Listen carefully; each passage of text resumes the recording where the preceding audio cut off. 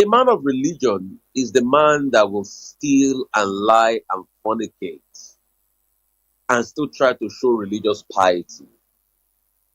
But a man of faith is the man that understands the consequences of stealing and lying and fornicating. And when he's being brought to a place of repentance, he repents and strives not to do those things again. A man of religion is a man that boasts about his faith and say, "Oh, my religion is better than yours." But the man of faith is a man that understands that your faith is your connection to your God, so it's a private thing. It is not you about you showing off and condemning others. People that fight in the name of religion do not know God, and I make both say, because if you truly know God, you will not try as much as possible to condemn somebody else for his religious inclination on what he believes in. You will leave them to their faith while you face your faith, while you also pray for them. So you want the triumphant entry of Jesus Christ, but you can't call his spade a spade. You can't say what is evil because you benefit from it. And that's why when people are so quick to profess their religion and say, "I'm a Christian," the question you should ask them is that, does their life reflect their love for Christ? I don't take people seriously when they think their level of competence is only be judged by, "Oh, I'm a Christian." You are a Christian, but is your character good? If your character is not good, then you're as good as not being a Christian. "Oh, I'm a Muslim," but is your character good? How can you say you're a Muslim, you are taking guns, you are killing other people? How can you say you're a Christian, you are taking guns, you are killing other people? You are stealing money from government, and you say you want the triumphant entry like Jesus did on Palm Sunday? Look at this last election. A lot of so-called Christians, they saw people that rigged the elections, but they supported them because they had something to gain. And the next they said it's the will of God. No, stop deceiving yourself. There's nothing called the will of God. If you can't call a spade about evil, then you are worse than the crime yourself. So stop attaching it to the will of God. You saw when ballot boxes were stolen, you saw all sorts of shenanigans happen. You can't speak the truth, then you are shouting is the will of God. What's the will of God? You think God supports evil? You do evil and you want to bribe people and you say it's the will of God. What's the will of God?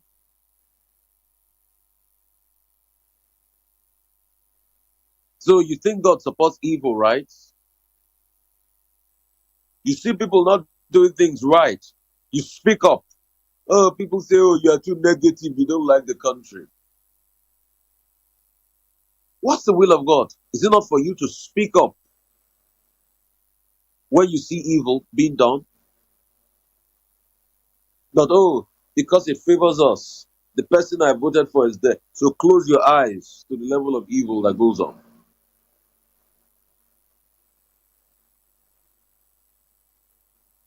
You use your altar as a pastor to lie and say the things God didn't say you because you have a partisanship position on things. You start to say, "Oh, God showed you that this will happen." You're a liar. You're not a man of God. You're a liar. There are too many people that lie under the name of God, and I'm sure they've been revealed now. You saw some charlatans saying they were pastors, and they don't speak to righteousness. They speak to evil because they have things to protect. And you want the triumphant entry of Jesus Christ in your life. You can't do evil and expect God to pamper you. He's not a God of evil. He's a God that speaks to the justice and what is supposed to happen rightly in the life of humanity.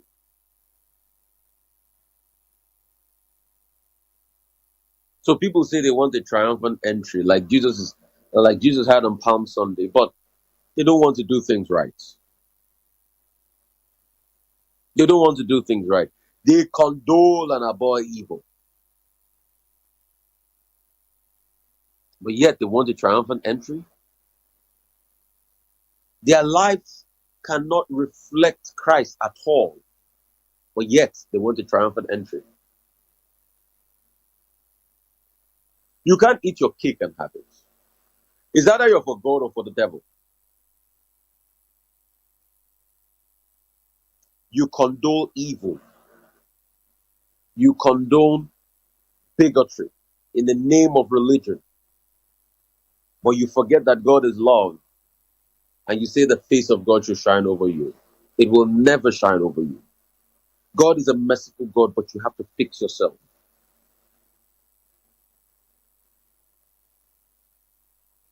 And that's what we've condoned too much in society. We're preaching hate, we're preaching bigotry.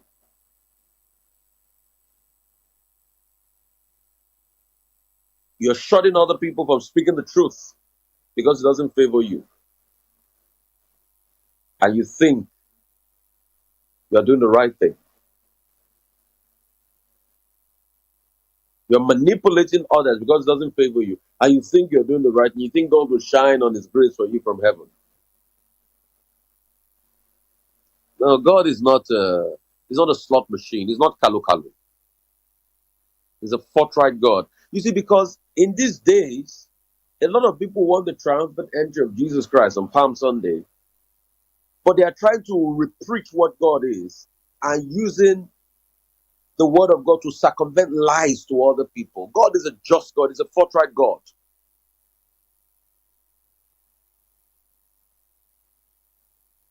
It's not a God that says shut up when things are not happening well in a country.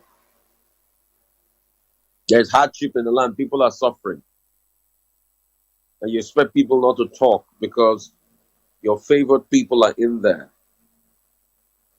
You're using the name of God to deceive young girls. You're having sexual intercourse with them. You are not a stable man in your life. You've had 1, 2, 3, 4, 5, 6 spouses, but you are still bow in the name of God. You're sleeping with your church member. There are repeat cases all over sexual impropriety, but you cannot caution yourself. And you're trying as much as possible to destroy the lot of others.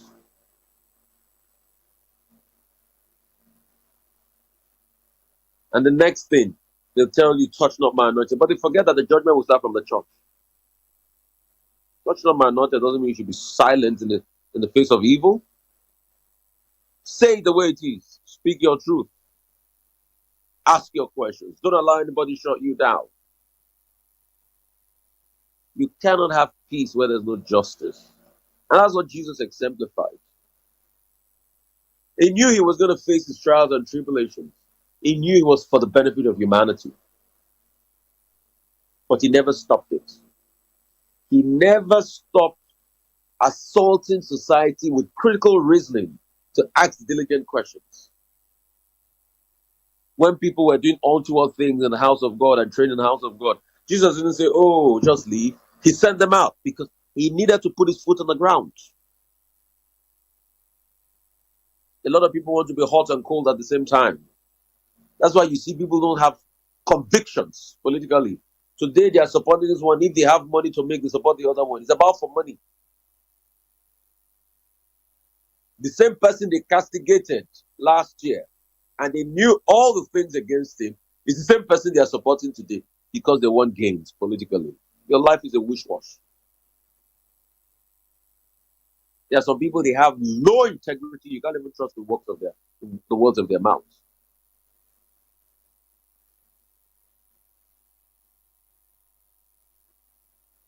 Complete pariah. And you want the triumphant entry. This is the reason why you are still having problems in your life, despite the fact that you call on the name of God, is that your life is not clean. I've told you today, God is not a wishy-washy God. He's a God of principles. The reason why you're still having problems, despite the fact that you shout the name of God every time, is that your life is not clean. You can't support humanity. You can't raise them up. All you do is to destroy people. Destroy people with the works of your hand. Destroy people with your propaganda, lies, all sorts.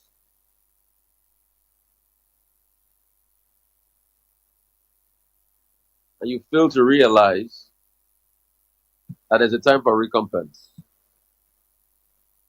that a punishment is coming, that a punishment is coming.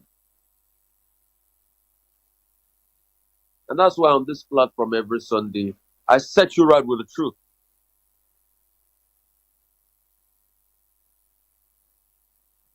For you, it's always about what you have to gain. The question is, what have you done for others? What have you done for others? How have you equipped other lives? You see, a lot of people want too many times, want to eat their cake and have it, but they forget that you can't play. God knows you're cheating. He knows you're lying.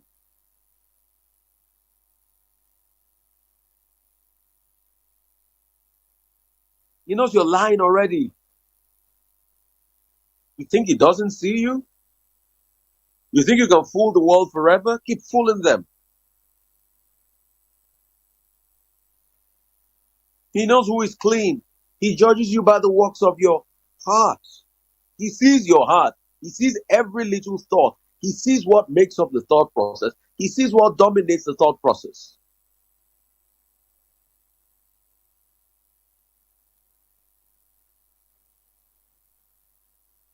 So truth has to be said. Keep deceiving yourself. But you want the breakthrough of God, right? Keep deceiving yourself.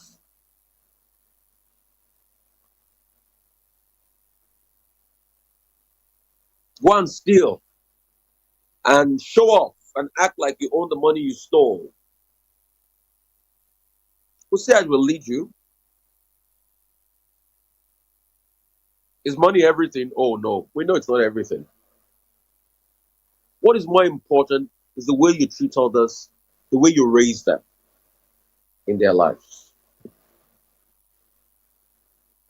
That's why this year we're going to be doing a partnership. Yesterday I was in Ibadan to speak at UCH, and there's a Center for Neonatal Healthcare. I did an interview as regards that. I'm going to be playing it again. Some of those on my Instagram will have seen the interview yesterday. And I feel moved, if you can, as a big establishment, support that Center for Neonatal Health. And that's why today we're supporting the nurses. The case of the nurses has finally gone to court. We're excited about that. As regards the demand for justice for our nurses.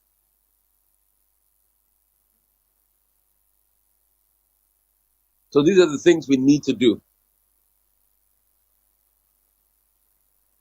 We need to do these things not because of anything, but because they're emergent.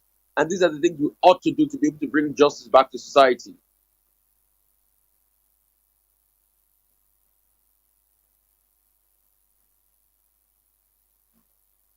There are so many people, they want to be treated well, but they don't treat others well.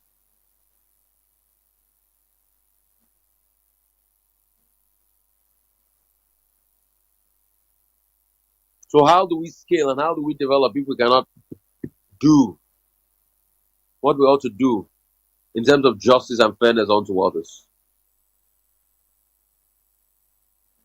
Some of you say you know God.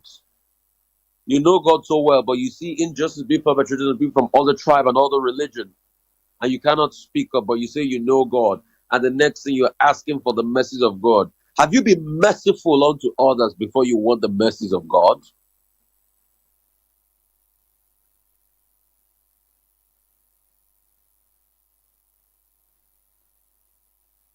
Have you been merciful unto others? You want the mercies of God to come down in your life, but have you been merciful unto others? Can I truly judge you by the works of your hands? That's a big question I'm asking you. Can I truly judge you by the works of your hands?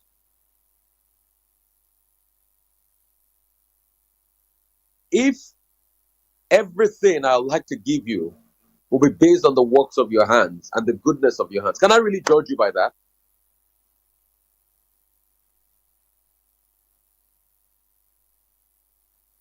There are lots of you, you have too much blood on your hands. The blood on your hands is enough to take a lifetime. People have killed for you. People have stolen for you. You've caused more people pain than ever before. Your life is a wreck, but because you lie to other people, and you see the thing about society is you will always have a gullible bandwagon. So I'm not surprised about the foolishness of people in society. In every society, you always have the lot of foolish people. It depends on the part you want to be. You want to be on the path of light and the truth, or you want to be on the path of foolishness. That's based on your personal discretion.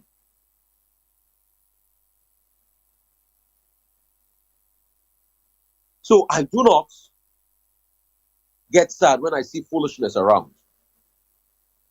Foolishness in the name of lies and purported convictions. I don't get sad.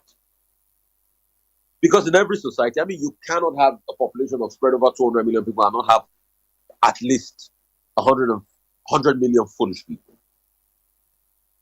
or more than that. You cannot have a population that way.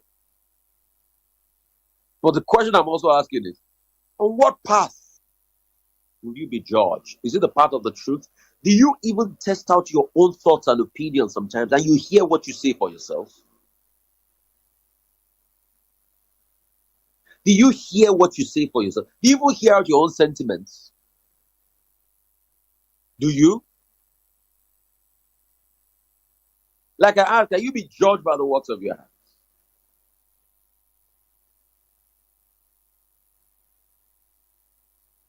Do you? Do you hear out your own sentiments? Do you hear out your own biases? I've got nothing to do with him. He's an Igbo man, he's an Hausa man. Why? At first, he's a human being. So do you hear yourself out? And this is you praying for the grace of God. Your daughter truly loves a Yoruba man, but you say, oh, he's not going to be able to marry the Yoruba man. And you pray for the grace of God. And you call yourself a Christian, but you have tribal biases.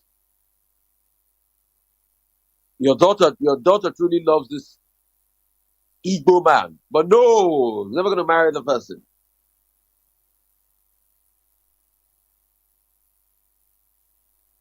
Do you hear how you think? Do you hear how stinking your thought process is? Do you hear how much you have lost humanity?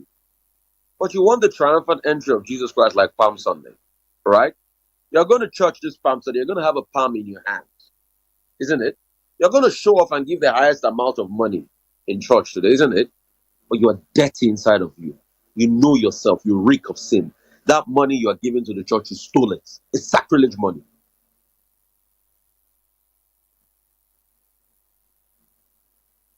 And you think you want to have a palm entry? For me, let this Sunday be your Cornelius moment.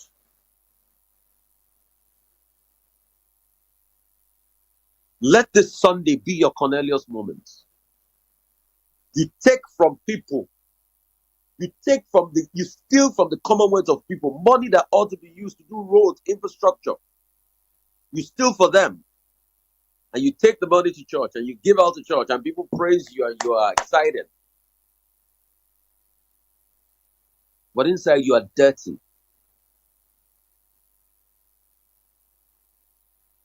Don't you know that's why you're always looking for validation everywhere?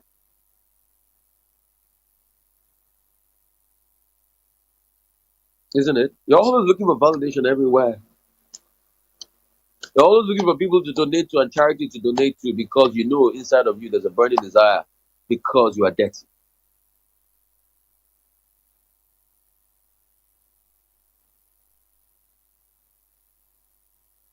What life will you say you have lived? How are you living it? Who are you as a person? What do you represent? What are your values? What are your biases? Are they in tandem with Jesus? Is that what Jesus will do?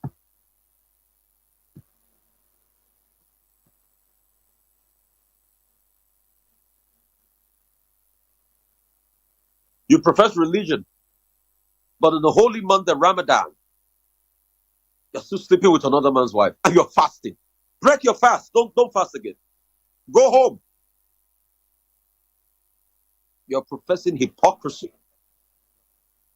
In the holy month of Ramadan, you're still scamming people and swindling people of money. Break your fast. Don't fast. Because you're just making yourself hungry. Your fasting is supposed to be a supplication to be accepted. Almighty Allah, but you're sleeping with another man's wife. You're breaking your fast in the house of a concubine, sleeping with another man's wife, and afterwards you're coming back home. All sorts.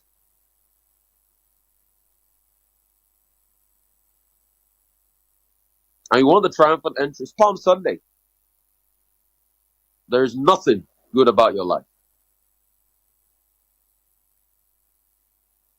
Oh, you think when cases of corruption are raised against you because you have money for the best lawyers, right? You can cover your tracks. Cover your tracks with man. Can you cover it with God? No. You forget you will die one day. Keep fooling yourself.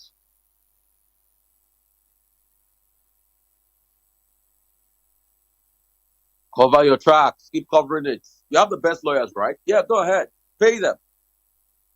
It's a legal fee. I mean, a lawyer will always whip something out for you, isn't it? Good. You can also go ahead. Pay the judges. How long are you going to do it for? What I'm saying is that if you change, then you can truly have a relationship with God that is devoid of hypocrisy. You can deceive everybody. You can cover your scandals. You can pay the papers not to print your scandals. You can pay off journalists that have all the details about your scandals. You can pay off anybody. But you can't pay off God. You cannot bribe God.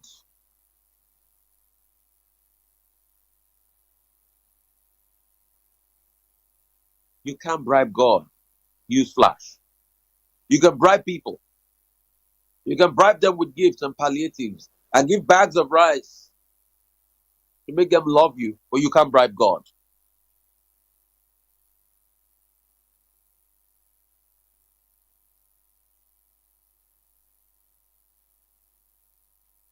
You can't bribe God.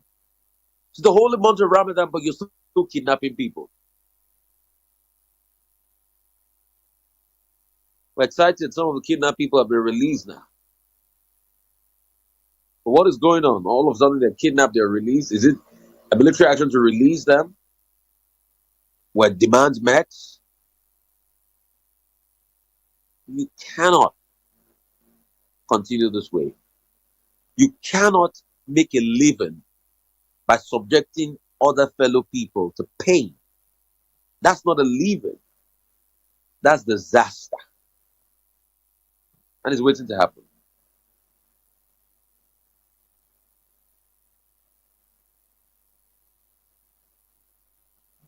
The amazing thing about life and God is that you can't bribe God. Bribe anybody you want to bribe, but you can't bribe God. Don't you get it? Keep bribing, but you can't bribe God. So you want the triumphant entry. And I'm excited, that the Abrahamic faith, the period of fasting and supplication this year, sort of like coinciding to others. So why is there a fight between the Abrahamic faith sometimes? But anyway, as long as it's humanity, people will always fight. That's another part to it. In fact, sects within Christianity fight themselves, sects within Islam fight, but there should be unity. Because it's God we know.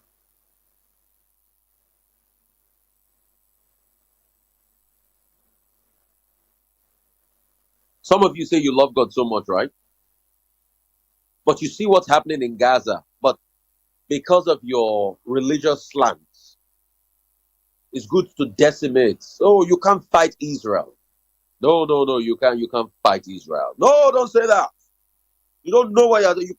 It's been said from the Bible, you can't fight Israel. No, but you are seeing the decimation, the killing that is happening in Gaza, right? And you can't speak up because, yeah, you have your religious leanings. All right?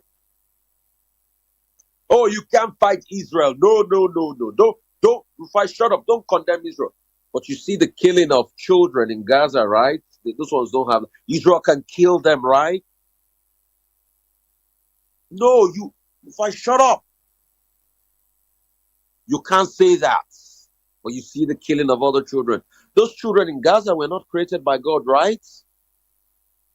They were not, right? God doesn't love them, right? He doesn't know them, right? Isn't it? But you can't fight Israel. That's all that matters. You can see the way your hypocrisy is writ large.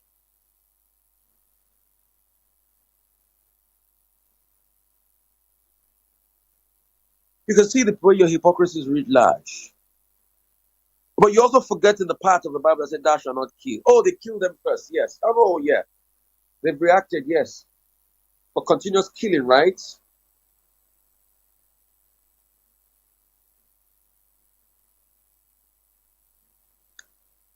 Donald Trump is the best thing for the Christian faith.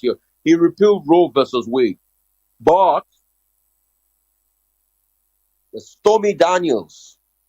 There's this corruption, swindling, and all that. No, no, no. It's the liberals. They're stupid people.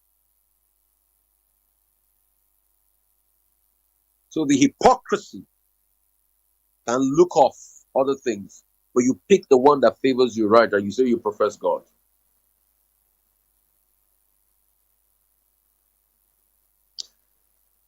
Send them out of the country. Send them out. The terrible people. Oh, okay, good. Let's look up the hypocrisy, right?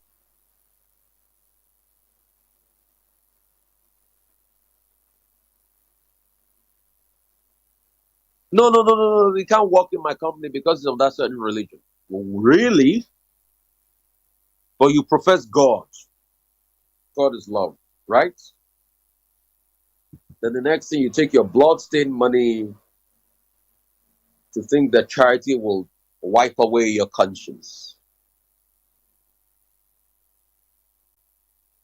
Isn't it? Yeah, blood-stained money.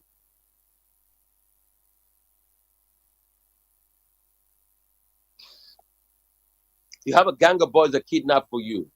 They bring the kidnapping ransom to you, you take the money.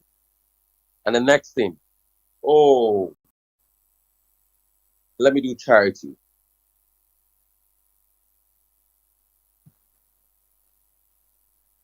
If you want the triumphant entry, like Jesus did, remember you can't bribe God.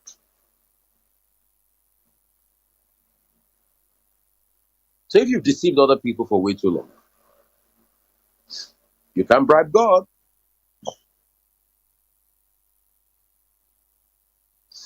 0818-099-1991. You can call the number directly from any part of the world. 0818-099-1991. Sorry, today the number is not on WhatsApp. I think we've had too many messages on WhatsApp, so the WhatsApp is stalled now. What I'm just saying invariably is check yourself.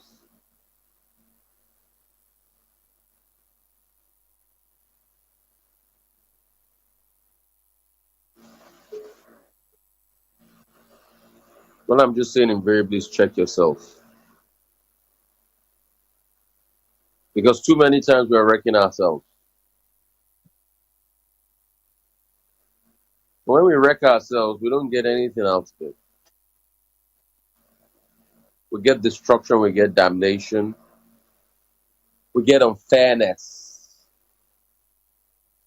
we get mistrust.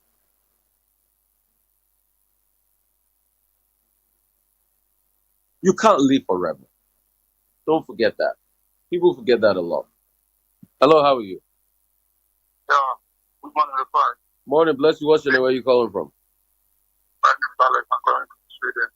Great to have you from Sweden. How are you, sir? I'm good. And you? Very well, thank you. I want to start by thanking you for the good work you're doing. What you are doing, people might not understand this.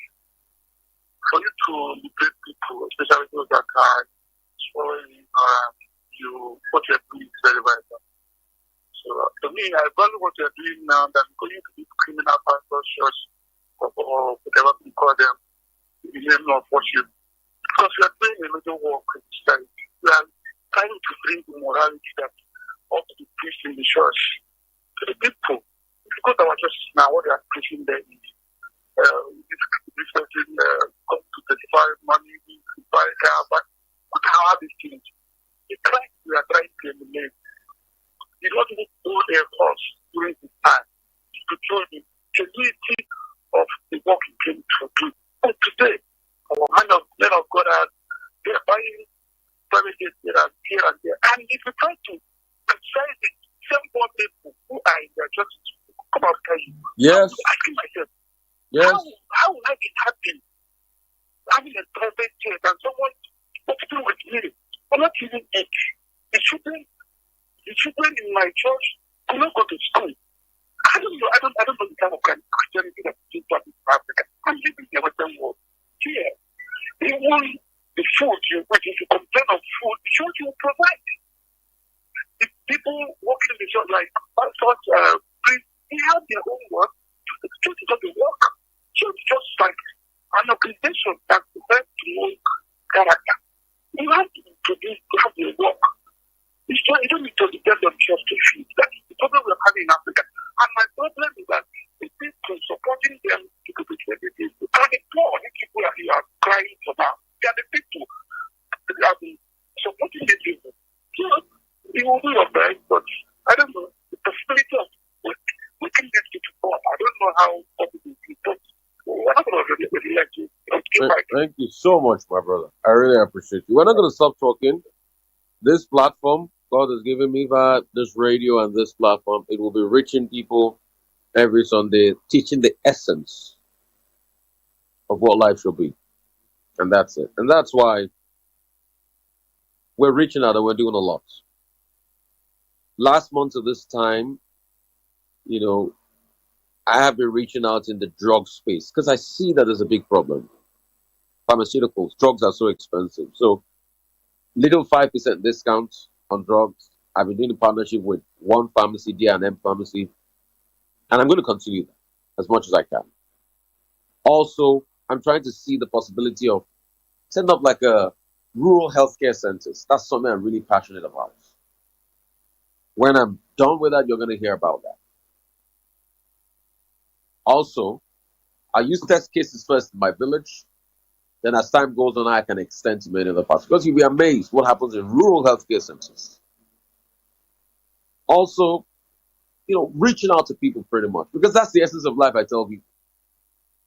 Reaching out to people with a clean heart, not with an intent of doing charity to clean yourself after you've done a lot of evil.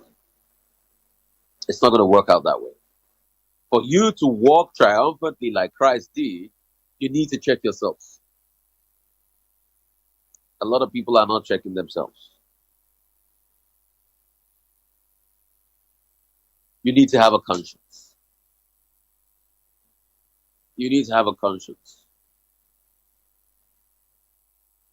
A lot of people don't have a conscience. If you have a conscience, if everybody cared a little bit more, we'll not have the things we're having in Nigeria today.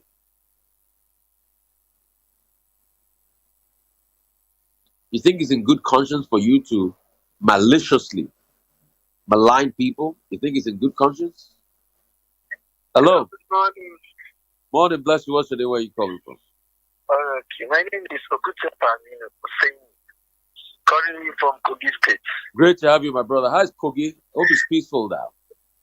Thank God, Kogi is fine. We thank God. We bless Almighty God, despite the fact that we face a lot of challenges in regards to the weather, temperature, and also governance. So we in everything in life we give glory to God. We bless God. Go ahead, talk to me. Thank you very much. Today's topic is quite interesting, and we love what you're doing across the rural areas, because that is most part of those the most part of the place in Nigeria that really need help. A whole lot of persons still fight to drink good water. There's no borehole, there's no good road in a rural area, but by and large, what you are doing in your small corner, if every other person can as well do that, it will go a long way in reaching out. The message is very clear. Religious leaders really need to put their heads together and speak truth to power, because even this world, one day it will all finish. Because when somebody that you know they have occupied some position, even a private or public sector, have stolen a lot of money, and at the end of the day, you are calling an elder in the church. I don't think you are sending a good message to the young generation. And our leaders also, you cannot see your church members or your fellow Muslims go hungry, and you are driving up, you are flying on the private jet and all of that. So that is not actually speaking good about you. So morality in the society is a very top notch, is a good one. Especially those ones who are taking drugs and all of that you are doing is a very good one. May God Almighty continue to keep you, and what you are doing, may God Almighty continue to use you to make impact in our community, in our society. We love you, and we love the program that you are doing. Thank you so much. Thank you. Yeah. But I really appreciate you. I really appreciate you. So we need to check ourselves, because in the end, we might just be wrecking ourselves without knowing. And the truth has to be said. A lot of people have the capacity to wreck themselves without even knowing that they're wrecking themselves. And when you wreck yourself, half the time, you need to remember that you become a burden and a liability to society.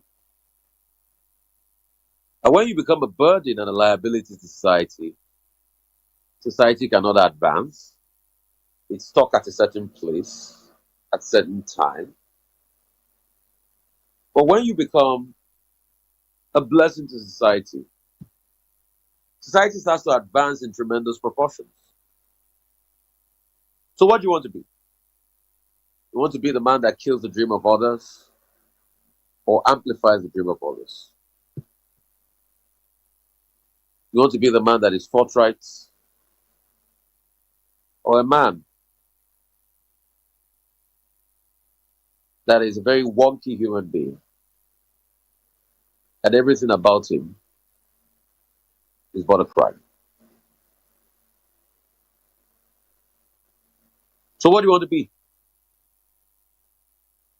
Because you see, we're talking about triumphant entry, Palm Sunday and everything. All of it will still be incumbent on who you are as an individual.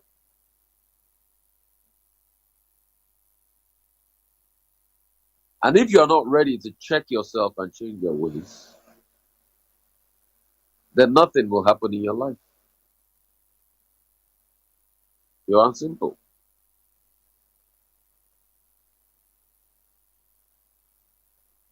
This is time for you to have the right conversation with yourself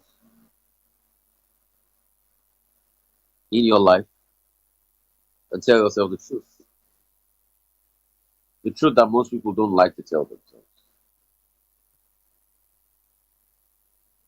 The inconvenient truth they are not ready to confront themselves with.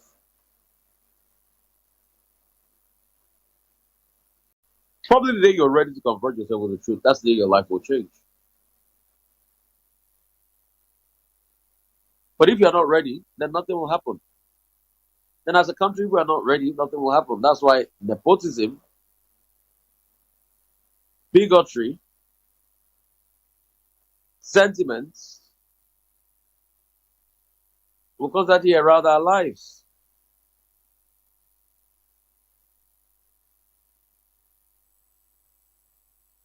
That's why people will continue to live in a lot of penury and pain.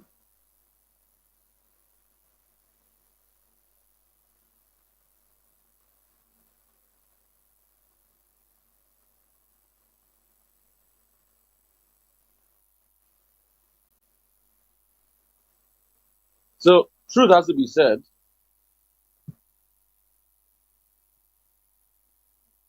If you are not ready to have a deep introspective look over your life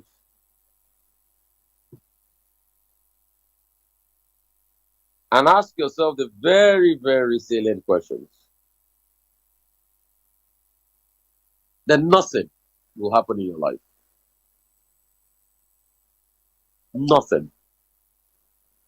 If you are not ready to talk deeply to yourself and ask yourself the most important question, that what's the essence of my life? And what am I here for? What do I stand for? What do I represent?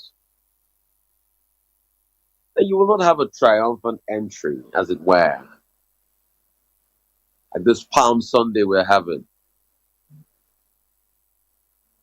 Because it's so easy to talk about the triumphant entry of Christ on a Palm Sunday. But the question is your life worthy of having that triumphant entry? Can you truly check yourself and you say your life is worthy of emulation? Can you truly check yourself and say your life has become a life that is worth living for millions of people?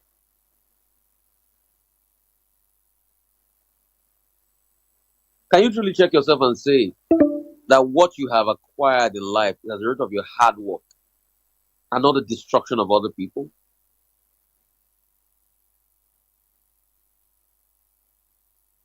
Like I said before, you can bribe man, but you can't bribe God. And the earlier you realize that, the better it is for all of us.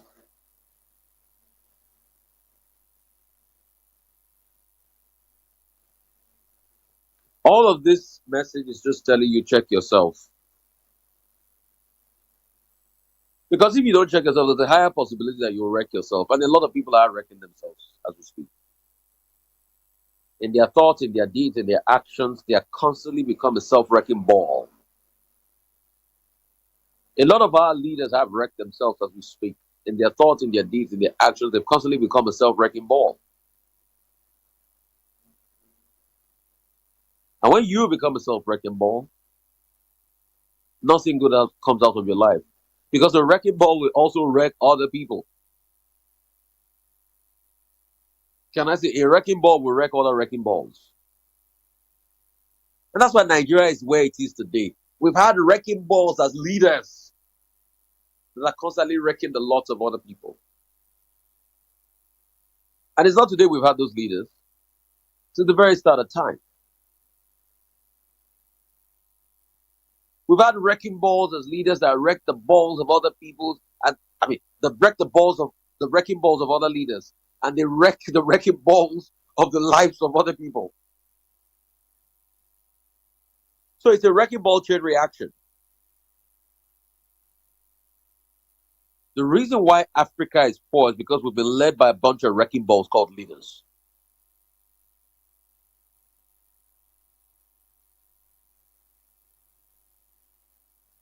Zero 0818-099-1991.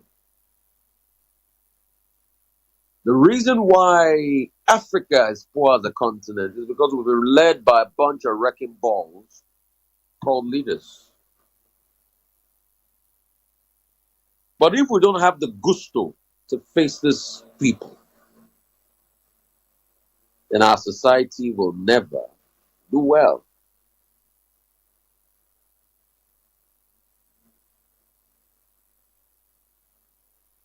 So are we ready? Or are we ready to continue with our shenanigan and hypocrisy?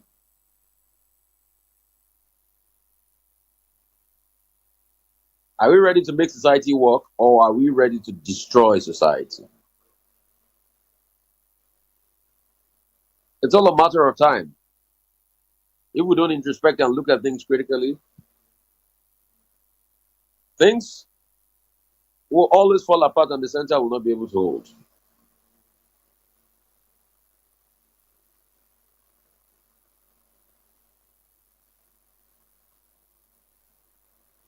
We've built a society where kidnapping has now become the order of the day. The question is, how much people can you kidnap these days for the greatest amount of money?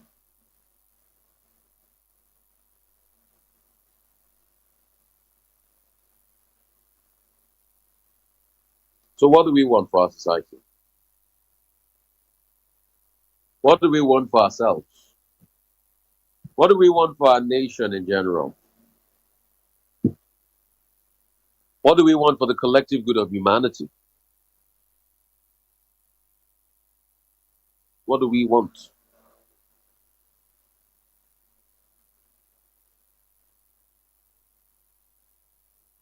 It's time to look deeply at our lives. It's time to introspect deeply. Hello, how are you? Rufai. Great to have you. What's your name? Where are you calling from? The volume of your radio set is quite loud. Good morning. Good morning. Happy Sunday. Happy Sunday to you. Please turn up the volume of your radio set, please.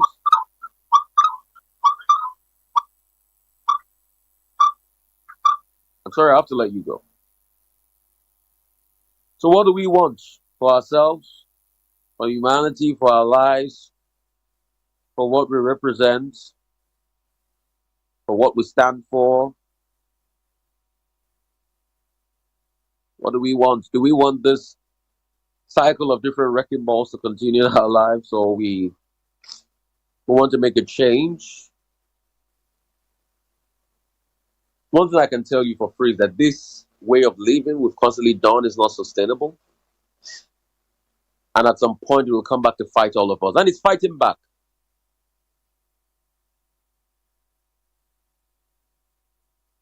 And that's why we built a society that we're struggling with. And the funny thing is, lies and propaganda can't help you. If you've built a society that you struggle with it. Hello, how are you? I'm fine. Great to have you. What's your name? My name is Amobi. Amobi, where are you calling from? I'm calling from your backyard at Mafluku.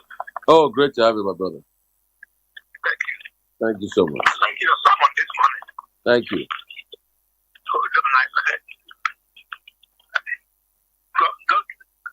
God strength you and you remain impact on plenty of people. Amen, Amobi. Bless you so much, my brother. Thank you so much. Thank you. Yes. Bless you. Really appreciate it. I've been calling all along. Oh, okay. I'm happy you finally got Maybe it. it's a problem. Hey, yeah, so sorry. Thank you so much. I appreciate you. Okay. Yeah, bless you. Okay. Yeah. Please, I've been sick since 2015. Okay. And that sickness resulted to stroke. Ooh, sorry about that. And I've been managing it. Okay. Since this April 2023, the something knocked me down finally. I can't be able to stand up. How much more to walk? Wow. Have you been able to go to any hospital? I can't say like that. I've been going to hospitals, different hospitals. So what are they saying? I have met several tests and I've undergone several tests, several X-rays. See, nothing. There's nothing they found. So what do you want to be done about it now? Because I mean, you've undergone several X-ray and they are saying nothing found. So is it just only the stroke? Nigerians abroad and the internet told me, wherever they are hearing my voice now, Yeah. I need help from people. Okay. Yes. Amobi, is your number 0806 633 9008? Is that it? Okay, call your number. Call your number. You have stroke, you're down, and you need help from people. What kind of help do you need? My number is 0806 633 9008. Okay, so what kind of help do you need from people? I need monetary help. I still want to go to hospital. Okay, you don't have money to go to hospital. Okay. I don't have money to go to hospital. Okay. Okay. to 1 year now. Okay. So apart from that, you also need a physiotherapy. So we'd like to call on any physiotherapist there. If you want to do any pro bono work, please call this man up. Amobi up, please. Thank you. Is there anybody who can send to me? You can describe. No. I mean, I don't have any physiotherapists readily now, but I've just called out on them. You never know who might be listening. So since we've called out your number, somebody will definitely get across to you. Okay. Thank you. Thank you. Thank you so much. It is well, my brother. Thank you. Thank you. Thank you so much. Yeah. Bye-bye. Yeah. Amen. So that's a movie there. It needs a lot of help. And please, guys, on this show, Impact with Rufai, I want us to have a specialist bank. So as a physiotherapist and all of that, in fact, I would like someone to volunteer as a secretary because we're a big community across all social media platforms and radio. Voice of People goes out to about 1 million listeners in Lagos. So across social media, we have over 10,000 people, sometimes views and all of that. So we want to build an ecosystem. So if we can have a secretary, all right, that can touch base with me, volunteer to be secretary. We have a bank of physiotherapists, healthcare practitioners, mental health specialists, across the healthcare side. When we have requests like this, we could just say, okay, secretary, take it over. And secretary, we align with how we're going to get help to that person. I mean, something we can do. We can build our own ecosystem for positive change and support for a lot of people. And I can't do it alone. All right. I have a lot of work on my hands. The work I'm doing with the city center, running the library and all of that. But I want partners everywhere around the world. Just like I was yesterday, I'm going to play an interview I had with the head of a neonatal center in UCH Ibadan yesterday that I would like to, in fact, I'm partnering with them already. That's why I'm playing the interview. I've done an interview with them that I'll play after this. And they will help a lot of people. All right. So please, anybody that wants to volunteer, you can send me an email. In fact, we can have as many multiple secretaries. But for coordination, we'll have a couple of secretaries that we can get the data bank of people like that. When we have people that have help needs or requests, you can reach out, you can take their number, you can call them up. Verify their story, I should say, because I've also done this many times and people can be a little bit wonky. Verify their story and reach out to them and help a lot of them. So let's see how much we can do that. But I'd like to thank all of you for joining me on the show this morning. Recently, I just only brought in people from Twitter. Normally, we just have Facebook and Instagram, but I also brought in people from Twitter. So those that are joining from Twitter, you will be hearing, okay, we have about 122 people listening. It's going to be like a spaces on Twitter, but it's just that the difference, you'll not be able to comment. So, but if you want to call, you have to still call the line directly. So I'll see if every Sunday we can bring in the Twitter family too to come join us every Sunday right here. I pray God bless you this week as you go. It will make His face shine over you. The joy of Good Sunday will be your portion. Help will come to you. Healing will come to you. We pray for those that are sick in their body. We pray for Amobi, use them as a point of contact to other people, that healing and strength will come in the name of Jesus. And God will do the miraculous in the lives of people. But please, I also like to tell you, God is not a slot machine. You need to put in hard work before He can bless you. When He blesses you, you also need to work. Do not just expect manna to fall from heaven. You also need to do the hard work, provide value in society, help your nation, criticize when things are wrong about your nation, but also help uplift other people out there and do as much as you can for humanity and live a clean life. All right, that's our motto at the strength of what we preach here. Thank you guys so much. We'll try as much as well. Like I said, every Sunday night we'll bring in our people from Twitter into it too, probably via live stream, so that they too can be part of this amazing sessions we have. God bless you all. It's been great on the radio and every part. Across social media, we're on VOP 90.3 FM, VO News NG. We're across many other platforms like that. So God bless you all. It is well. Bless you.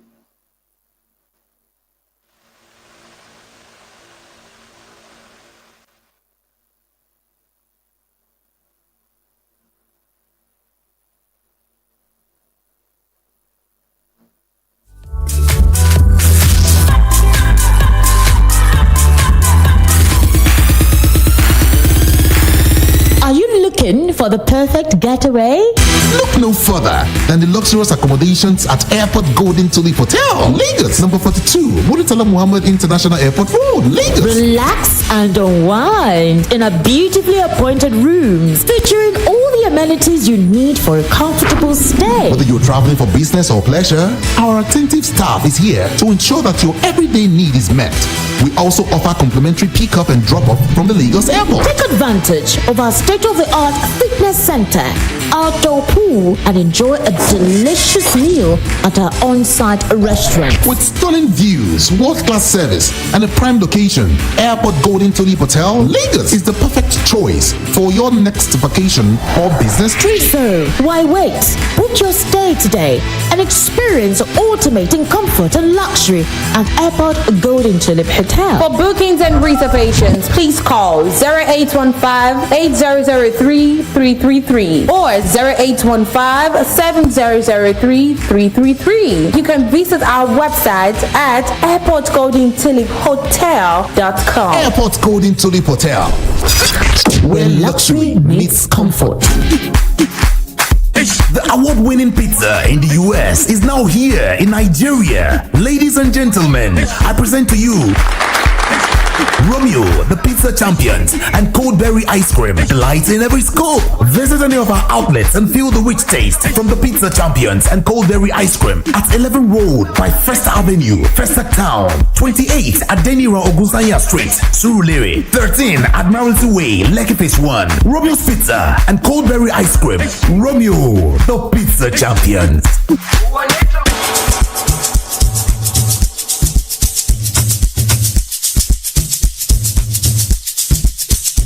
Are you aware that Iruka Online Limited installed and designed a 100,000 capacity church building? Oh yeah, we are the sole distributors of global leading brands all over the world, such as Wafte Line Array, speakers and digital amplifiers, Preseno's digital mixers and studio equipment, Coswell workstations and keyboards, Fender guitars, Mapex drums, Ashdown bass combos, just to mention but a few.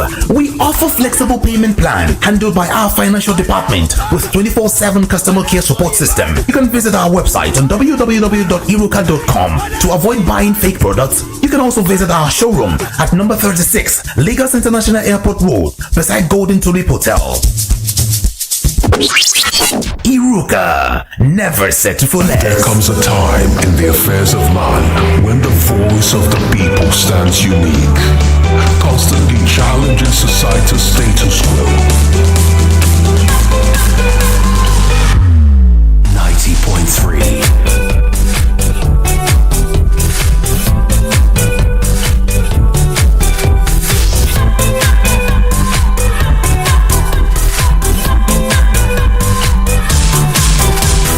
It is a great place of fun and insight. It is a great place of learning. It could be your school on radio. It could be your life on radio. We are VOP, Voice of the People.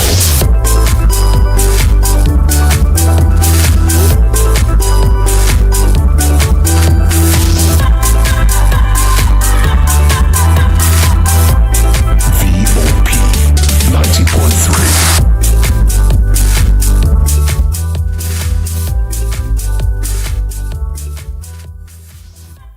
So great to have you guys. So I'm in Ibadan, and I just spoke at a very lovely center in the University College Hospital of Ibadan. It's UCH. It's a center for neonates, and they're doing a lot of amazing work. So please out there, I don't know who's watching this all around the world, tons of people. I want you to see how much you can support this center, and let's see what we can do, for the center. Thank you so much, guys. Let me see. So great to have you, Ma. You head the center. Your name, and tell us more about it.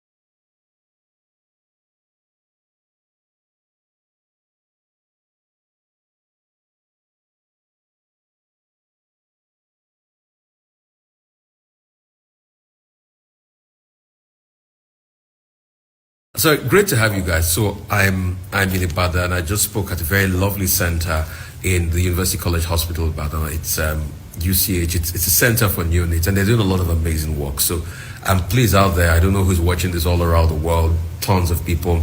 I want you to see how much you can support this center, and let's see what we can do, for the center. Thank you so much, guys. Let me see. So great to have you, Ma. You head the center, your name, man, and tell us more about the center. Okay, I'm Dr. Ayede Adejumoke. I'm an associate professor of pediatrics. Yes, ma'am. I work as a lecturer in University of Ibadan College of Medicine and as a honorary consultant to University College Hospital, Ibadan. Wow. So this center, what's the center called? Tell me a lot about the center. Okay, this center is called Center for African Newborn Health and Nutrition. It's actually a private-public partnership with University College Hospital Ibadan. And then the rationale for it is to be able to bridge the gap. We identify some gaps in the way things are run by the government, and also in some areas that if there is private involvement, more trust is likely to be put, and then more opportunities are likely to be there, and then one will also be able to make use of available opportunities, both nationally, regionally, and also globally. So that was why we decided to have this private-public partnership. As you know, there are a lot of challenges in the country. A lot of the time there is a lot of strike going on. Then also the trust of financing is also a challenge. As you know, corruption is a challenge. And then we also know that the bureaucracy, the time that you spend to get things done is a challenge. And then also maintenance and sustainability is a very big challenge. So the processes involved currently in terms of implementing projects, even both research and charity projects, and also bringing in innovative ideas. Those processes are most of the time limited by the systems that we have in our country. But the private-public partnership tends to reduce those bureaucracy and a lot of opportunities that we were missing before. With this private-public partnership is likely to be reduced, less likely to miss those opportunities. So can you tell me about some of your groundbreaking works thus far? Because I'm putting this out there because I really want to partner with the center. So I'm currently doing a little healthcare center in my own village, and I really want to partner with the center. So can you tell me some of the needs, some of the groundbreaking projects you have done, funding needs and things like that, and let's see how we can amplify the voice of the center. I will tell you the ones we started doing when this place was established. This place was actually officially opened in 2019 by Professor Temitope Alunge during his administration. But we officially started working here January 2020. So between that 2020 and now, we've been able to partner with state government, and precisely Oyo State government. We've also been able to partner with Federal Ministry of Health. We've, in terms of what we've done with Federal Ministry of Health, we've been able to start from the beginning and to the end to bring out what we call antenatal corticosteroid guideline, which was not available in the country before. Our project actually sponsored that in collaboration with Federal Ministry of Health through World Health Organization. Then secondly, we have been able to partner with Oyo State government to establish a neonatal intensive care unit level 2 in Oyo town. And then previously there was nothing like that in the entire area within hemisphere of about 5 local governments. They were actually referring babies to Ibadan or to Lautech or Bowen in Ogbomoso, and a lot of those babies were actually dying. It's either they died on the road. As you know, that road is a very bad road, Oyo to Ogbomoso, a lot of trailers, or they become very cold, they are hypothermic, and then they die soon after they get to the hospital. But with the projects that we've been able to do there, that will reduce the number of morbidities and mortalities, at least for newborn. And then we are also supporting maternal health as well. So then the other things we have done is to generate what we are actually also engaged in evidence-based generation of evidence-based data, because when you just say things without providing the evidence, people may not believe you. So we do a lot of data generation, and the very good one we have also done this last years is to look at we did what we call mapping of all the facilities along Oyo Ogbomoso axis. Every facility there we've been able to map. We mapped the human capacity available. We mapped the structure, the health structure available. We also mapped the equipments available, and to some extent we mapped the mobility and mortalities. So we have a large data that we've been able to generate, and this is what we are using as advocacy tool. We've used that for Oyo State already, and that was why they were able to do a lot of work in ensuring establishment of the newborn unit in Oyo, and this was commissioned on the 19th of February this year. That's very powerful. This is just a few. Yeah, this is a lot. We are also supporting newborn screen at the national level, which we hope to have a national meeting in May this year. It will hold in this center. We call it Consortium of Newborn Screening, National Consortium, and this center is also leading that in collaboration with a professor in chemical pathology, Professor Aneto. Okay, so partnerships. Let's say partnerships. How can we get partnerships for donor funding and things like that? And partnership with little centers like mine, because when I'm done with my center, I'd like to partner with this center. So partnerships for funding and to be able to carry out more research work and all of that. Yeah, so I'm happy that you are saying that, because there are various areas of partnership. There is what we call partnership for research. There is also the partnership for advocacy. Okay, there is partnership for data, generating data. There is also partnership for project implementation. A good example is what we had during COVID, that they needed organizations to be like intermediary between foreign funders and then the national beneficiaries. So all these aspects are what we are involved in. I can give an idea in terms of research. We currently have Bill and Melinda Gates as a partner, the World Health Organization. Like the two projects I just gave examples to, they were sponsored by Bill and Melinda Gates through World Health Organization. We've also partnered previously with PATH West Africa, and we also have a relatively loose collaborative partnership with UNICEF and the Clinton Health Access Initiative. So that is for research and data generation. So in terms of doing projects in which we can act as intermediary, a good example also is if you want to supply equipment, we have done that previously with some partnership. We can act as intermediaries because we will look at quality. We will also do what we call direct labor, so you save a lot of cost. And then we have some organizations that we are already partnering with. A good example is GNCI International.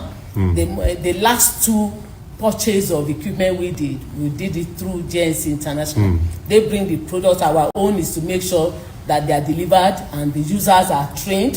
So we also engage in capacity building and training. So organizations that want to support us, depends on what they want, which area they want. They want us to be like intermediaries. There is another one we are trying to be involved in now, in which case they have institutions they want to fund for their research. We call that grant management. So you also have them manage grants. Yeah, we manage. We are just starting. We are just starting. The first one we are trying to start with is London School in UK. So, but we are just starting in that area. In which case they are looking for organizations to trust. So we'll be like their eye. And then we also have centers in some other institutions in Nigeria.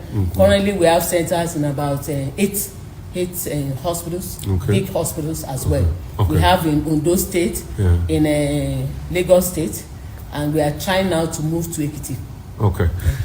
So how can they contact the center? Yeah, they can contact us through our website, which Okay. I will share with you. Can you just share it because the world is watching? Okay, it's CANHEALTH means Center for African Newborn Health and Nutrition. It's a short form. Okay. CANHEALTH, CANHENT, Yeah. CANHEALTH.org.ng. Okay, That's the CANHEALTH.org.ng. website. Yes. Okay. Yes. Okay, That's good. CANHEALTH Organization Nigeria. Good. Is the website. Good. Then they can also, of course, contact us through my contact. I'm like the chief technical person in charge of this center. I don't But think we have other technical if people. you give your contact, you will not sleep this night. Okay. I've got a lot of people, watching at this point. Okay. There are thousands of people watching. Okay, or they can just come to UCH and come to the center itself. They can come to the All right, thank you so much, ma. For sharing. We do a lot of mentoring. Yeah, that's an open field. With my little experience, I'm not the only one doing this. I have a lot of specialists. It's a multidisciplinary group. Okay. We have obstetrics and gynecology. We have maternal public health specialists. We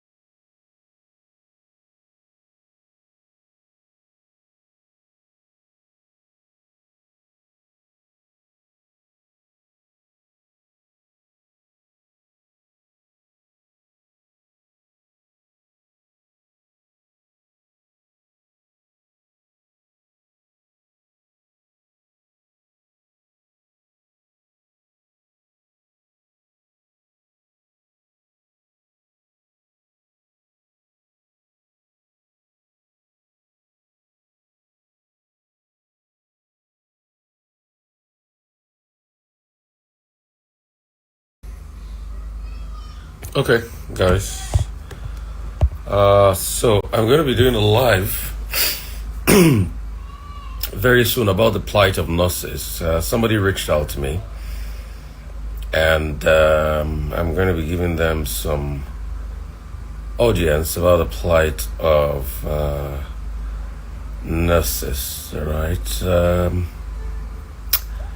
I will pretty much take this on because of what I see that they're doing to nurses, and I don't like it. And so I would like to call out Decency Oyekachi. You can request to join, and I'll be ready to take you on. Ifeanyi Udegu, Chidem Oyekwe, Obina Christian JP, and Jubi Frankie. When these people join, I will talk about the plight of nurses. I have to say, this is something very important we should be talking about. I also hear Overdozy will be joining. I'm not sure I can take this amount of people. I'm just doing this to lend my voice to the conversation, and I will just take the number of people I can take for the next couple of minutes.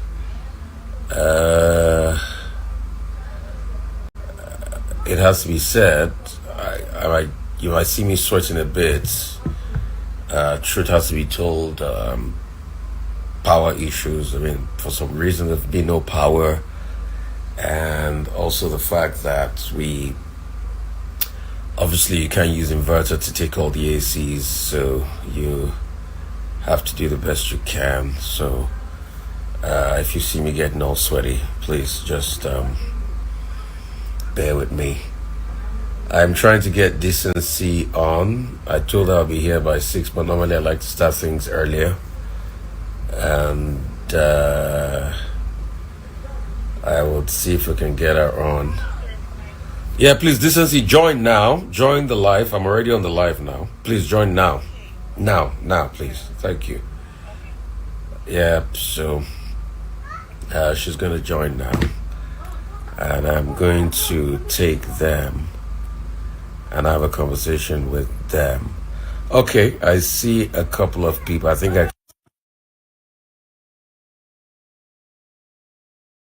oh goodness me, I'm going to get sweaty. Then I would also have accepted. Oh, good. Hi, how are you? Good. Yeah. Good evening. Evening. Yeah, great. So I'll try to get Decency on, and I'll allow you guys just air out your plight as regards what is happening. So I think you should be joining soon. She reached out to me and I said, okay, let me see what I can do for this conversation and see how we can set it up. Okay, I can see Overdose too. Dozie Overdose has joined. I think I'll probably be able to stick two of you and this herself that reached out to me. Dozie, hi, how are you guys? Sorry, I'm quite sweaty. Obviously, no power. So, trying to get Decency, and I just called her now. But okay, you guys can start. Okay, Decency is here. So Decency, request to join, all right? Request to join so that I can pretty much start up with you guys and we can just knock out the conversation and have it quickly. It's going to be about 30 minutes. So, and just request. So you have to request to join. And when I'm going to pick you up and put you on. But so that we don't keep the guys waiting, before Decency makes a request to join. Okay, she says she's joined. Okay, you have joined. Decency, are you here? No, you have to make a request to join. All right? You have to make a request to join. So make a request to join, then I add you to this conversation. So it's not that just joining the live. You have to make a request to join. Then I add you to the conversation. All right? So, guys, just set it up for us. Let us know what's going on. Decency just reached out to me. There's something burning, and I said, you know what, I could give a platform just for a lot of people to understand this. So you could go first. The person that joined first, Chidima, if I'm not mistaken, then Overdose, I'll allow you talk on this too. All right, okay, let me accept this. So I think I'll pretty much be able to take care of you. So I think she's trying to join up now. It's 18 hours. Oh, good. So it's exactly 6 o'clock on the dot, and so Chidima just started. I think this is trying to join, so she'll yeah. Yeah, it's Chimdindu. Oh, Chim. But pardon me. Yeah, that's okay. So I go by Chimdi. I think one of the things that we're seeing or that we're experiencing is that nursing department just happens to be like, I would say, is scapegoat. Yeah. Okay. So just go ahead. Yeah, I think the nursing department is what I would say happens to be a scapegoat at this time. I feel like they're using the nursing body to test run a couple of things. They're test running if it's able to just ground a whole occupation, and it's unfortunate because what they are using to do that does not sound feasible. Now, let me talk about the verification that the verification circular that they just released. Let me introduce myself. My name is Chimdindu Onyepe. I've been a nurse for 13 years now, and in the next year in the next month I'll be completing my Doctor of Nursing schooling. So I'll that's just a brief of me. I don't want to go into what I've achieved so far. Let's go to the point since we don't have time. Verification of license is a proof to say I went to school, I became a nurse, and at the end of my course, I satisfied the criteria for me to become a nurse. So the nursing body has awarded me a certificate. Now, wherever I go to, if I want to get a job, that job can decide we want a verification of your certificate. If I want to travel to further my studies, they can decide to request, we want a verification to complete your application process. Literally everything you want to do post-graduation as a nurse, you require verification of your license, which is just to say that this person has completed the requirements to become a registered nurse in Nigeria. And there's not supposed to be any criteria attached to this. You've gone to school. There's no rule, there's no cost, there's no institution that where you go to school and after school you're required, there is some sort of clause as to this is what you will now require before we can say that you've completed this course, and it comes up all of a sudden. It's not like this criteria was made known to you prior to enrolling for this course. Prior to enrolling for this course, you were told this is the criteria for you to become a nurse, and then they give you a certificate, and that certificate for you to for the body to verify that this certificate is authentic. They're now beginning to give criteria. And now let me say that what led to this, I'm gonna be truthful, is that what led to this is most likely the high rate of relocation, which for you to relocate, one of the things that you must do or you must need is verification of your license. So there's been a high rate of relocation, and then they come up with this rule that says before we can verify your license, you have to work in the country for 2 years. And that when you start the license verification, is going to take a minimum, it's not even a maximum, like the minimum that verification process is going to take is 6 months. And then you have to get a letter from a doctor or the doctor or the CEO of the place you're working as a proof to give to a department that graduated you, to give to a body, the nursing body graduated you, gave you a license. But for them to verify the license that they've given you, you have to get authorization from someone else. It just doesn't make sense. You have to work for someone else. Now, I'm in the United States, and sometimes I'm currently doing my doctorate program, and the place I'm working offered to pay my tuition for my doctoral program, but they added a clause to it. The clause they added to it is that when I graduate, if they pay for this, when I graduate, I would serve them for an extra, I would work with them for an extra 2 years. And this is on my pay package and with benefits of being a graduate from my doctoral program. But I declined because I don't want to be tied to a place based on they paid my tuition. So I declined it. It was optional. It's not something that they impose. Nobody has the power to impose on you to do something, to impose on you to do something when they did not contribute to your nursing program. No nursing program in Nigeria is free. Not one. No nursing program in Nigeria there's no yeah, it's just you just decide to go for the program. So it's like I mean, thank you so much, for setting it all out, and for We're talking about the nursing debacle and the very, state regulations they're now putting, pretty much, which is employed to pretty much keep nurses back in the country. And I just want them to be able to air. Decency, you reached out to me. Funny enough, about social media. I thought it was a lady talking. Please don't mind me. He's a lady, actually. She's my wife. Oh, she's your wife. So, yeah.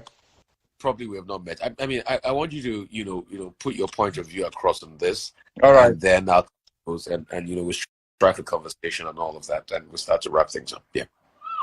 All right. Thank you so much, Rufai, and thank you for this giving us the audience at least give our own view of the story, because it's always good to hear from two sides of everyone that is in a battle. So my name is Decency Onyekachi, and I'm the owner of Decency Academy and Decency Staffing Solutions here in the US. Why we are here today is because of the circular that the Nursing and Midwifery Council released. This circular has so many things in it. I'm going to run through the major point. Number one is that there is a 2-year post-qualification for every nurse to provide for you to be able to verify your license, number one. Number two, they want that the minimum amount of time is going to take any nurse in Nigeria to do your verification is 6 months. Number three, they said in that circular that before you can verify your documents, you have to get a letter of good standing in quotes, from a CEO or who is a medical doctor or anybody in your hospital. No, that's number three. Number four in that letter is that they said that the verification fee, which is currently at 60,000 naira plus some figures, is going to now be 300,000 naira as from 1st of March. And I see all these things that they are doing. I bet you, Rufai, you can check this statistically. Nigerian is producing lots and lots of nurses everywhere in Nigeria. In Anambra State alone, I was the SUG president for the whole Anambra State in general, all the schools of nursing in 2010 and 2008, 9 and 10. So there in Anambra State alone, the nursing schools in Anambra State produce about 300 nurses every year. Okay, that's each examination year. So if you times it by 2, which is the 2 times that exams are held, you're looking at 600 nurses. These nurses do not have a job. Nurses are not paid very, very well in Nigeria.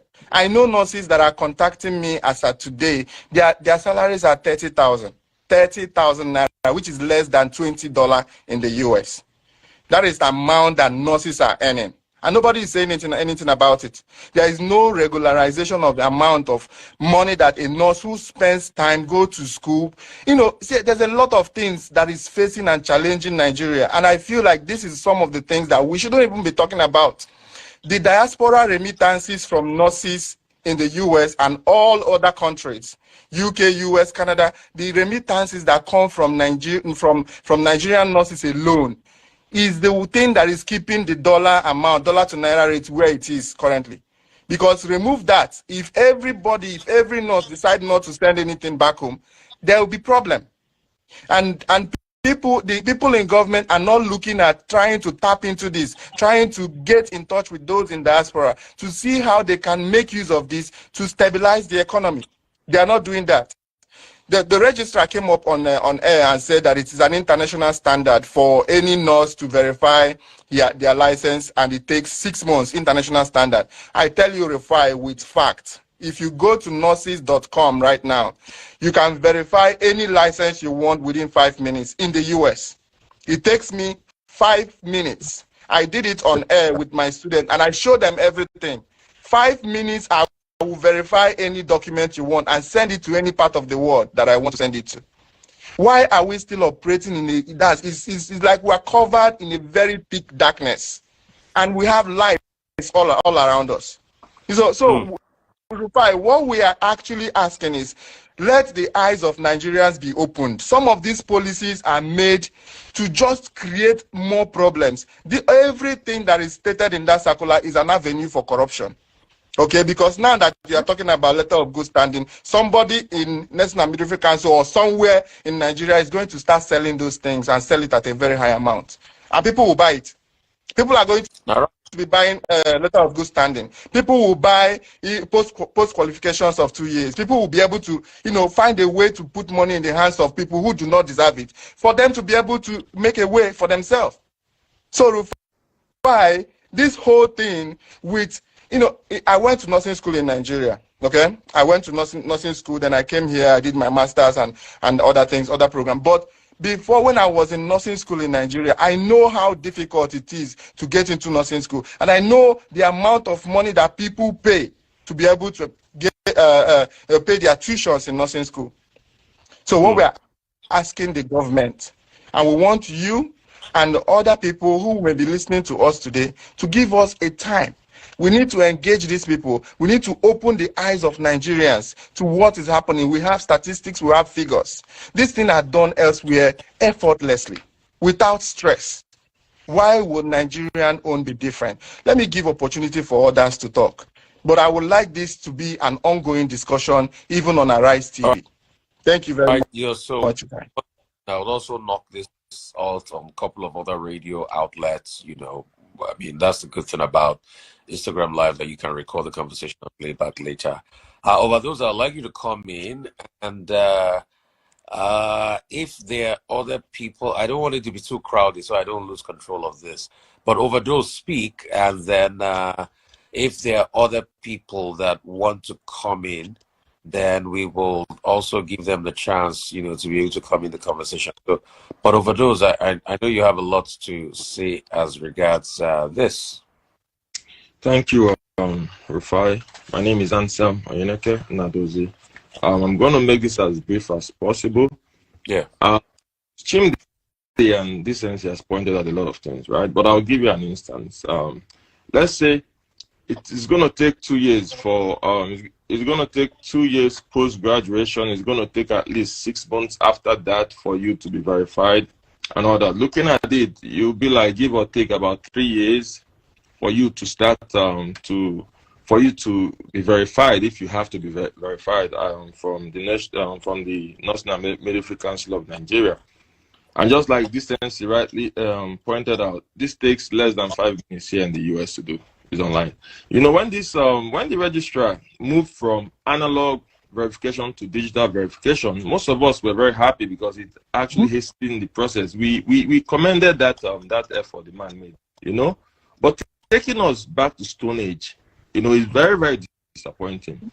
Now, one of the bodies, that most of us in Nigeria go through while traveling out of the country, like go through with while getting a job from any part of the country from Nigeria, is CGFNS, right?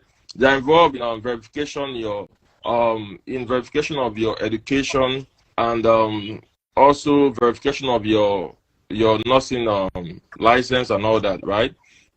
So what CGFNS does is they tell you to get a verification from the council showing that you are a licensed nurse in Nigeria, just to show you are a licensed nurse in Nigeria. They also tell you get a verification of education, like from your institution, showing that you went to school in Nigeria, or you've gathered these educational qualifications to enable you practice. Rufai, I don't know if you're hearing what I'm saying. Yeah, we can hear you. I mean, Rufai, he's talking, but hear you. I can hear you. Okay. I can hear you. Okay. Go ahead. So you have to verify your nursing license with CGFNS, which is one of the major bodies most people go through. You have to verify your education with CGFNS also, and education has to do with higher education and also your high school leaving certificate and all that.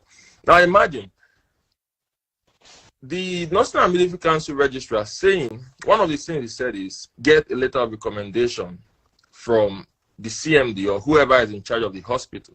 Just imagine that. So what does that person has to do with your licensure? That person has no business with your licensure. Or what the CGF, or what the National Military Council has to verify is that yes, your name is on the register. Your name is they licensed you. It's as simple as that. You have been licensed.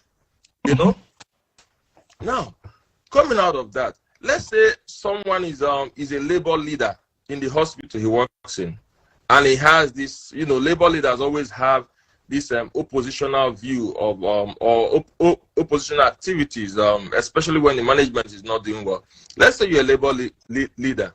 Do you think the CMD is going to write a letter of recommendation or a letter showing that you're of good standing?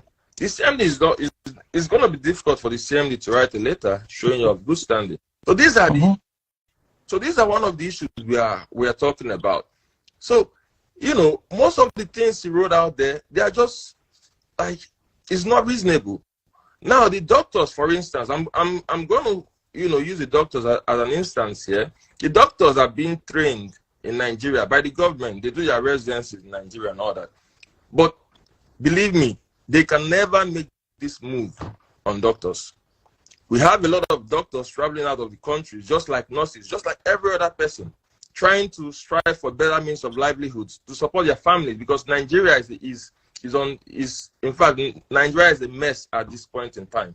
Nigeria is just a mess. We all have family back homes. We know how much bag of rice was last year. We know what it is now. So there's, like, most people are surviving because they have relatives outside the country who can be able to support them. So when you make this kind of move, you are trying to witch hunt nurses, and you are trying to witch hunt nurses because you think nurses can't do anything. Now, why we are bringing this up to people like you, Rufai, is that we know the importance of journalism when it comes to driving out there our messages, and we are urging you to please see how you can push out this message out there. Tell Nigerians that what the National Medical Council is doing has no benefit to the profession. Instead, it's going to send the profession back to Stone Age. Instead, it's going to get people. In fact, it makes no sense. I don't see, most of us have checked these things. We've checked international standards, we've brought out proofs, and we're able to go on a debate with the council on national TV anytime. We're able, we are willing to go on debate anytime with them on national TV. Okay. Let them bring out points. So let's see. This is a platform that, so while you guys saw that he was stalling, I was also sharing on my Twitter page. My Twitter has got like 935,000 followers, and my Facebook has got another close to 300,000 followers. But this concurrently, we're having about, it's at about 500-600. So I'm sure well aware we're into the thousands. After the live, I'm sure probably we'll have had close to 5,000 or 6,000 people watching this or thereabout, So it's quite out there. And like I also said, I'm going to share it and put it, on radio too, local radio, probably Lagos and also in Abuja and across board. So it's definitely going to build some buzz, and it's also going to be on my page across board. So you get some traction. But I like to now ask you guys, you've stated what you want. What can we do to break the ice on all of this? That's number one. Secondly, if you are on this live, you want to ask a question, send it, because somebody is saying an NMCN has failed nurses, very unfortunate and all of that. So why are they adamant? Why are they adamant on their part of the conversation? And why is it that the argument, is not just making sense from the other part? Chidima, I want you to start off on that, and let's see how we can just cascade it, because we've got 10 minutes more to wrap things up. Yeah, let me just say that this decision by National Midwifery Council was rushed. This decision was not deliberated on. Of course, if it was deliberated on, there are other bodies that they would involve. But I've spoken with different representatives of different other nursing bodies that were not even aware of this before this circular was released. So this decision was, number one, rushed, and then we are almost certain that this is not a brainchild of National Midwifery Council of Nigeria. So who's there is an external input? Who's the external input? Who do you think is the external? I have no doubt that the government is strongly involved with this, because there is no. If you look at it from the standpoint of National Midwifery Council, the verifications is fetching them money. And I know nothing about midwifery. So when I verified my result, my certificates a couple of years ago, about 7 years ago, when I did my verification was less than 10,000 naira. So when many people started doing verification, it went from 8,500 naira straight to 60-something thousand. And now from 60-something thousand, they're about to take it to 300,000. See, whether we want to accept it or not, everybody is looking out for their best interest. And the money aspect is a lucrative business for NMCN to be verifying results. Verification of a result that you gave me, or of a certificate or license that you gave me, should not cost me a dime, but that is the amount that we're spending, and then they're taking it to 300,000. Let's say inflation happened. That's what everybody wants to hold on to now. But then, so why are they trying to block that with giving a specified, saying, okay, if you graduate, you cannot verify your license for the next 2 years. You cannot. And then when we're talking of these 2 years, we are only considering 2 years of work. The BSN graduates from Nigeria, they have to, after their studies, they have to do a year internship and then a year NYSC before they can now get 2 years of experience. So if someone wants to further their studies, and then they're getting peanuts for payment. So if someone wants to further their studies, they're not able to. They're handicapped because they have to stay put until this time lapse goes over. Not everybody wants to be a bedside nurse. In our curriculum, we're offered several things. You're taught leadership, you're taught politics, so a lot of nurses might decide, I don't want to be a bedside nurse, I want to go into something else. But then what this is telling us is that once you graduate, you must go through bedside nursing first for 2 years minimum before you're able to advance in whatever you want to do. That means I cannot even finish from school and decide to start pursuing my master's program outside the country if I want to, or any other place, because that license remains invalid until I go and get 2 years experience, and until a CMD or someone, a leader of a hospital, verifies that I'm in good standing in wherever place I'm working. It just doesn't make sense. A lot of things that they're bringing up does not make sense, which makes me think, who is informing this? And the fact that we have been talking since they brought out this circular, we've been talking, we've been making noise about it, we've been reporting things, and there is no reasoning. It's like A and amen. Nobody is talking about withdrawing it. Nobody is talking about coming to explain. Like, they come on air and they say it's world standard. And I'm like, do these people realize that there are nurses that trained in Nigeria that are in different parts of the world? Like, it's not a world standard. I don't know where they get that world standard from. I mean, world standard is trying to get out quack nurses from the system. They're not doing that. World standard is trying to standardize the pay for nurses. They're not doing that. A lot of things that are world standard, they're not doing it. Okay. They're silent on all of that. Okay. Thanks so much for that. Decency, I want you to speak, and afterwards, I have a wrap on. Got about less than 5 minutes. Yeah, thank you so much. So, Rufai, I want you to, let's analyze this, okay? Every country that is experiencing hardship like Nigeria is supposed to be thinking about the future, okay? So, we are currently undergoing economic hardship in Nigeria, and there are avenues for our children who are going through nursing school to travel abroad, and that way we don't have to provide them with job, okay?